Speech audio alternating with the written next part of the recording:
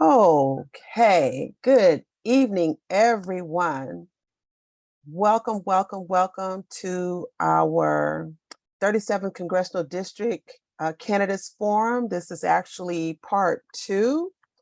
The first part was held on October the 6th, where we hosted Senator Kamlager. Jan Perry was not able to be there that evening because she had an urgent matter to attend to.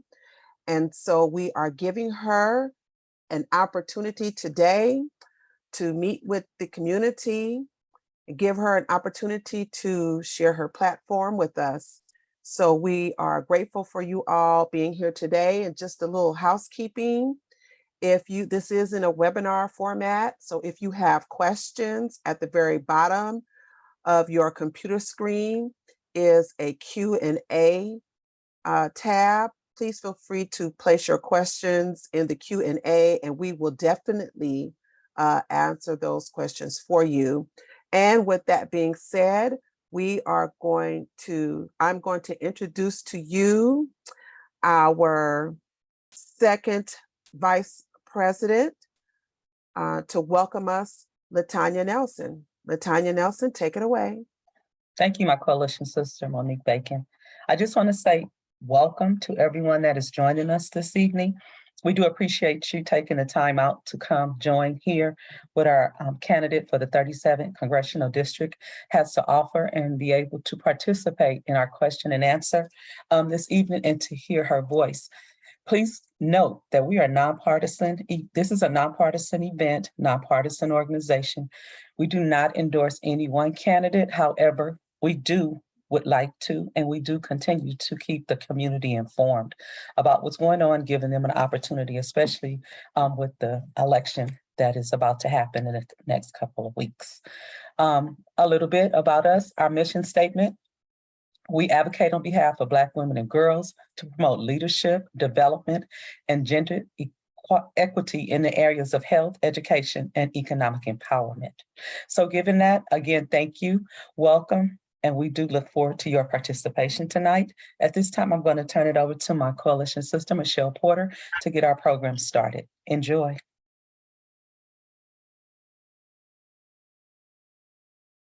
Good evening, everybody. Good evening. I am excited to introduce to all Honorable Jan Perry. She is running for the congressional seat in the 37th District and has so graciously agreed to answer some questions about herself and to present her platform. So I am bringing on to the stage the Honorable Jan Perry. Thank you very much to all of the coalition sisters. It's very good to see all of you tonight, and thank you for being so accommodating. I don't normally ask for special favors, but this is a campaign and I had a conflict that night. So thank you for giving me this opportunity to exchange viewpoints and information. So many of you may know me as a former councilwoman of the 9th Council District, where I served from 2001 to 2013. During that time, I also represented Skid Row, which at that time was the epicenter of homelessness in probably all of Los Angeles County. I immediately focused on that. I'm going to talk to you about that in the first question that was posed to me.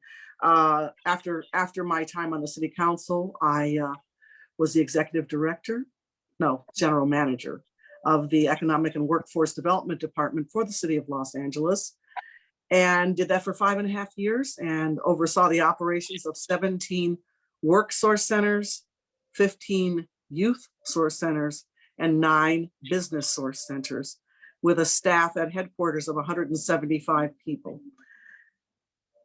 And then after I did that in 2019, I became the executive director of a nonprofit called the Infrastructure Funding Alliance. And we build projects like goods movement out of the Port of Long Beach with renewable energy. We create net new jobs and do it in a clean and clean energy way, with an upgrade in technology, with an eye towards hiring more women, more people of color, and pushing the envelope on the potential for earning higher income and training and upskilling people who are ready to be upskilled. But during the pandemic, during the lockdown, the founder of a group called Shelter Partnership died unexpectedly. Shelter Partnership then called upon me to take over that operation too. So I actually have two jobs. Shelter Partnership has been in existence for 35 years. We provide support to over 300 organizations in the county of Los Angeles who take care of people who are unhoused. We have a shelter, not a shelter, actually it's a warehouse in Bell, California. It is 105,000 square feet. We receive new non-perishable items like clothing, shoes, purses, baby clothes, everything but food to give to our partnership organizations 4 times a year. I'm sorry, there's a fly in here buzzing in my ear.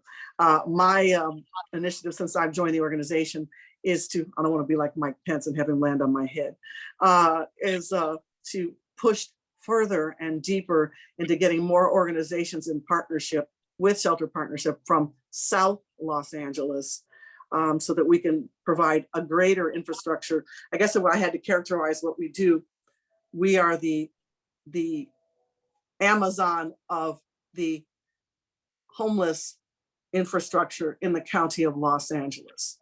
So we continue to grow every day and pull in new organizations. Right. In January, I'd been talking with Congresswoman Waters about Congresswoman Karen Bass running for mayor. The seat became available. We were waiting for the maps to be finished, and they were. And I was very excited because I have missed having the platform that can actually be transformational in terms of funding resources and bringing things directly in a very targeted way to the community. So I decided to file. One side note, one very compelling and interesting side note is that 1/3 of this congressional district is my former council district, including half of Skid Row, which again is very exciting to me because if you don't know, while Black community is less than 10% of the county's population, we are hideously overrepresented in the homeless population percentage, probably well over 40%.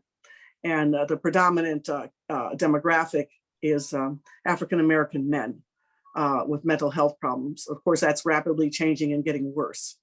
So I was very happy to look at the prospect of running again so that I could begin to tackle those extremely complicated and just life-changing issues for all of us. Absolutely. So why don't I stop there? Because I think I've eaten up almost 10 minutes and then we can start going with the questions. Thank you. Thank you. I know that you have such a expansive background. I know it's difficult to sort of confine that to just a couple of minutes. So what's obvious is you have a wealth of experience and knowledge in the public Just space. wave at me or say, okay, say something like stop. Okay, like stop. I understand. All right. So getting to our questions, our first question for you is, assuming your victory, choose a single issue you would prioritize in the coming term, name it and describe what you want to accomplish. Okay, let me start with getting people off the street and into housing and into services, because that's exploded and we are beyond a crisis. It's a disaster. Makes me very angry because up till 2013, when I termed out, we were on the upswing. What I intend to do on this issue right away is to elevate what I did at the local level to the national level with federal funding. I did a continuum of care. I set it up with an emergency staging area, housing with support services on site to get people off the street immediately, especially people who are 5150s. Those are people who are a danger to themselves and to others. The difference is 5150s used to get tossed back out into the street in 72 hours. My plan is to make sure that people can stay there for up to a year, to prepare them for housing, to stabilize them, to get them back on their meds. And then of course, there's the employment opportunity. There's no better people to get homeless people off the street than people who were formerly homeless. So I'll put out a procurement to groups like homeless healthcare services. Most of the employees there are formerly homeless, to do the outreach, to start helping me get people off the street. And just so you know, I already built one shelter at Broadway and 38th Place. It has 650 beds, so I need to continue to increase that. And then the next procurement would be to work with nonprofit housing providers to set up an affordable housing trust fund to allow them to compete, to be able to buy down the cost per square foot of units, so we can get more units up and running, either through conversions, through modular construction, and of course, you know, ground up if need be.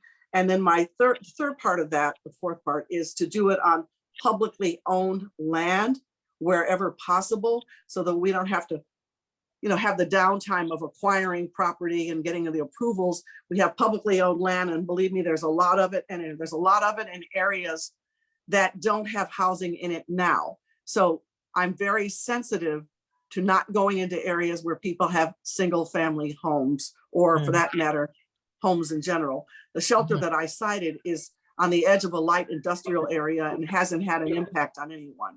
So that's my basic plan, to do that with housing and urban development and health and human services funding, but to put it into a competitive bid process through a procurement to get it funded, and to pull in the stakeholders that we need to pull in. And there has to be equity in population, equity in the geography, you know, so it has to go where the homeless people are. Okay. Sure. Yeah. Got it. Okay, thank you for that. Mhm. Black women are some of the most active and consistent voters in the United States. Through our efforts, we've positioned ourselves as a key voting bloc and consistently paved the path to victory. How do you plan to elevate the voices of Black women and girls through your policy platforms? Well, I was thinking about that today, and I always like to do some research to affirm what I was already thinking. And I've always believed that this election for Black women is all about our pocketbook. And then I went to NBC News, and then what do they call it? They call it pocketbook issues. Because, you know, just think about what we're going through here. And this can be the lab. The housing is too expensive. We're having a generational shift right now, where our parents and grandparents who acquired their properties, be they single family homes, duplexes, triplexes, whatever, many of them were able to acquire that with the GI Bill. And so they have nothing but equity in these properties. Some of the children or grandchildren, many of whom are middle-aged, some of them want to stay and come back in, but then we have this proposition, I think it was 19, that you don't get to pay the same amount of property taxes that your parents and your grandparents paid. So even if you want to step into the shoes of that piece of property, you'll get blown out by the property taxes that you cannot afford. So then you get pushed out of the very community that, you know, your parents or grandparents, maybe they set up a trust or put it in their will so they could keep it in the family. And that's the hedge against gentrification. So that is one issue that I feel we need to correct for the legacy of Black families just in general. And you think about the legacy Black communities in this district, there's a lot of work to be done. Okay, so there's that. And then there's the day-to-day, the bread and the butter, where what it takes for a Black woman to navigate through the course of the day. You know, be it transportation, be it fighting inflation and trying to figure out the cost of food versus paying your credit card bills versus, you know, paying utilities. So there has to be some kind of a balance to be sought about that. Now, as far as elevating the voices, that shouldn't be too hard. I elevate voices, I will elevate voices. I want to put together a national endowment for communities whose stories have not been told. And you can do this, you can teach and you can preach and you can educate by having people tell you their stories of overcoming and the practical things. I mean, let's talk about inflation.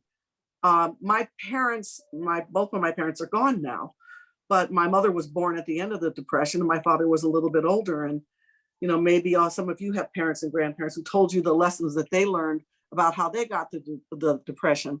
I mean, I never really realized my grandmother was a domestic worker. She worked for wealthy white families, and then they bring things home, they would call them their families. And, of course, I used to argue with her all the time because, I was a disciple of Angela Davis and all that, Huey Newton, at least in theory, not in fact, because I was only about 16. But think about the lessons that they taught us about how to stretch our dollars and, how to push back, and survive. So we have strong survival skills, I think, ingrained in us culturally, but legislatively, let's start at the gas pump. Okay, you want to talk about inflation? That's the first place that it slaps us all in the face. And as a federal congressional representative, I will push back on the state because the state has not done what the state has promised, because this inflation at the gas pump is an artificial creation by oil and gas companies. Now, let me just say this without going too deep into it. A lot of oil and gas companies give to Democratic candidates. I don't take oil and gas money. Our own party has a committee in the oil and gas companies, particularly Chevron, and some of the utilities like PG&E, they give money to those committees and then they're dispersed to their endorsed candidates. I don't need to worry about that. I don't do that. But I'm just saying that to you to say, when you wonder how you got in a situation like this, it's a situation that was created. It starts at the state for us, and that's where I will focus on as a congressional representative to push back on that. And not only to push back on it, but to open it up and probably educate people more and expose it. And then, the article also talks about, Black women are a powerful group, but we're a group facing a lot of anxiety, fear on a day-to-day basis. It was interesting also to note that reproductive rights were not the #1 issue. It's the #3 issue, and it was a distant third. And then after that came the concerns about violent crime. Now, I have been in a group called Black Women for Positive Change for well over a decade. Sorry about my dog. But we focus exclusively on decreasing violence in our own communities. And in fact, each year we put on a month-long education piece on the de-escalation of violence and explore all facets of it. So I'm going to elevate them and their voices because we are a national group, and hopefully we can partner with all of you to talk about the solutions that we have been able to come up with. And let's talk about this ban on these AR-15s and early intervention when some child is manifesting unusual behavior in a school or academic setting, and to find the money and the funding and the stakeholders and the providers who can do the intervention to help us. I was talking to someone today just about Watts and the things that are going on there. Watts Gang Task Force, and a shopping center opened up in Watts, and they're having smash and grabs. And I said, why are we not funding the Watts Gang Task Force to act as interventionists, to do the early intervention, because they're the ones who are on the ground. They're the ones in Jordan Downs and Nickerson Gardens talking to the young people and hearing what's going on. So we can, get this in check and divert it and push it in another direction, a more positive direction, like training to go into become an electrician or something like that, where you can make a lot of money, instead of jumping over a counter in a shopping center. So those are some of the issues that I will work on, that I will elevate, not only elevate through social media, but also elevate through partnership with Black women's organizations across the country, and elevate by trying to be creative in finding not only the federal funding, but also the private philanthropic funding, and doing it as a public-private partnership to fund projects throughout our country. Yeah, you packed a lot into that answer, and one of the areas that you focused on is a direct segue into our next question about gentrification. What steps would you take at the federal level to tackle rapid gentrification in the 37th district that disproportionately impacts Black homeowners? Yeah. Okay, so, I told you the basics about how we got here. And first we have to get a correction on this property tax issue Mm, so that when children take over, these properties, they're not pushed out because they can't pay the property taxes. That's one correction that needs to be had. And I've actually been endorsed by the county assessor, and we've been talking about that already, that we have to do either a correction or some modification of that, because it's just not going to work, and it will only continue to hurt our community. The next issue is this. We need to prepare people for housing so they can own homes, net new homeowners.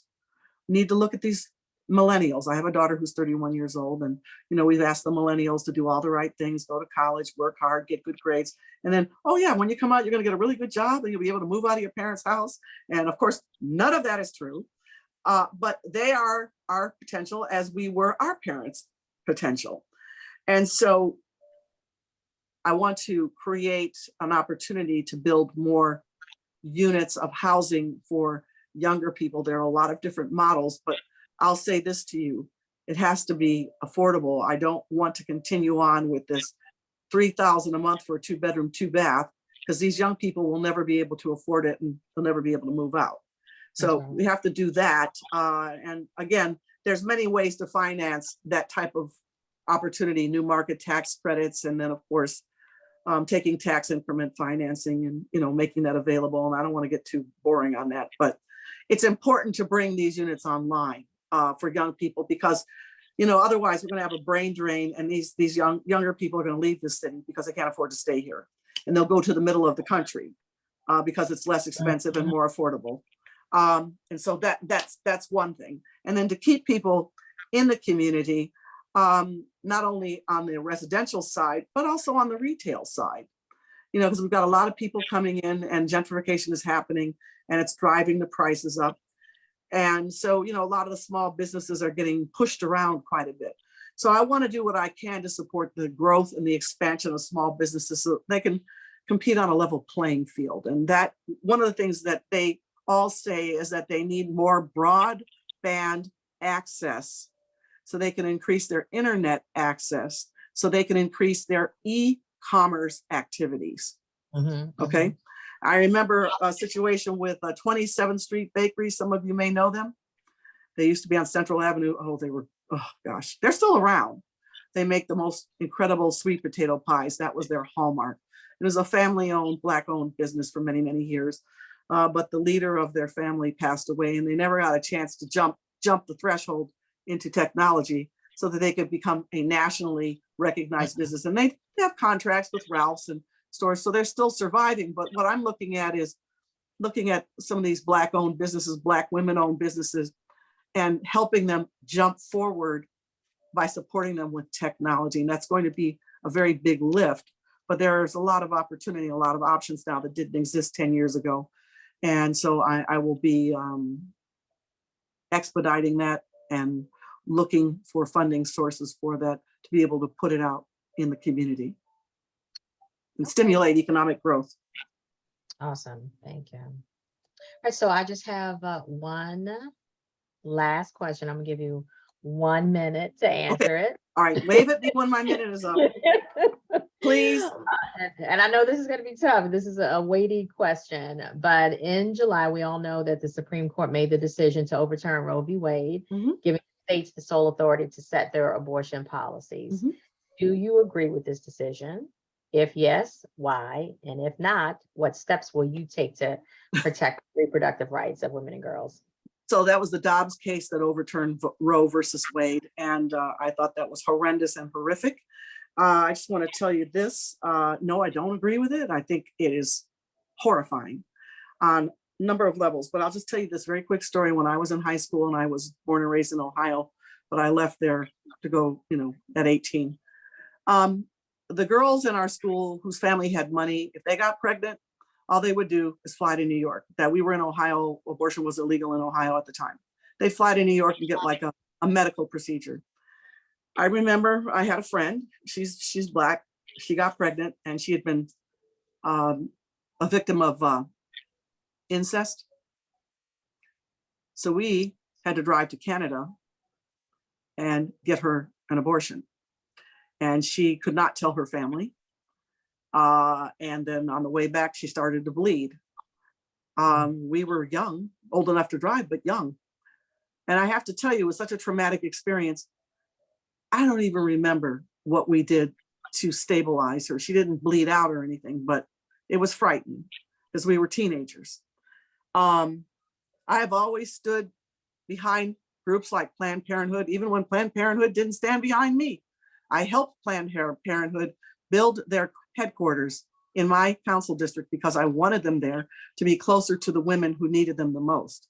Not only did I help them establish that headquarters at 36th and Grand, I also helped them build 2 additional to get closer to the women. Okay, done. And we're done. I hated to stop you. I hate to No, stop. it's fine. Yeah, I was getting riled up. All right, go ahead. Thank you sorry. so much. No, Okay. no worries. No worries. I know it's tough. I'm going to bring back our chair of public policy committee, Okay.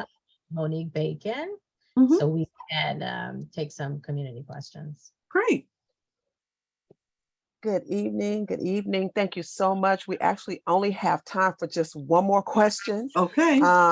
We appreciate you. And Mhm.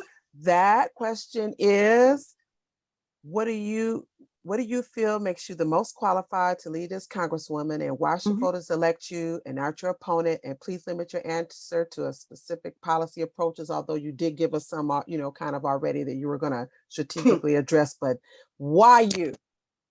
Why me? In a minute. Okay, A great. Here little we go. minute. All Thank right, you. here we go. All right. All right. I have 30 years of experience as a public servant. I have a 360-degree view of how government operates. I have been a client of the federal government as former general manager of the Economic and Workforce Development Department, and I have sought federal funding as the executive director of the Infrastructure Funding Alliance. So I know what it feels like to be on the receiving end and also on the giving end and dispersing funds.